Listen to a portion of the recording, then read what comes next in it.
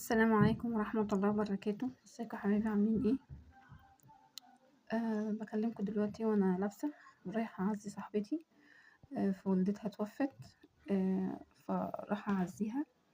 فبس حبيت اوريكم الناس لما بتروح تعزي بتبقى عاملة ازاي.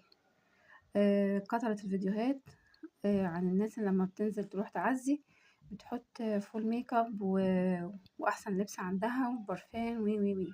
لا، اللي ربنا عليه اهالينا والعرف والعادات بتقول ان احنا نلبس اسود في اسود كده من غير ولا نقطة ميك اب في الوش، زي ما انتوا شايفين كده. مفيش اي حاجة في وشي، ولو في بقى بتلبسي غوايش ودهب والكلام ده كله بيتقلع.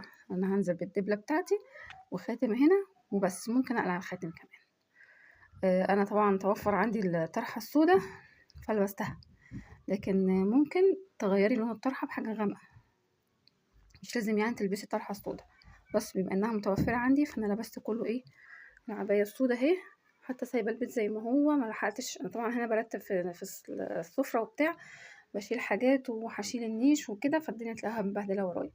بس انا حبيت بس اعمل الفيديو ده علشان الناس اللي بتعمل فيديوهات كتير عن انها نازله وراحه في عزا ومش عارفه ايه وبتحط ميك اب احمر واخضر وفوق عينيها والكلام ده كله، يا جماعه ده مش من الاصول ولا من الاحساس بالناس اهل المتوفي ان انت تروحي من المنظر ده.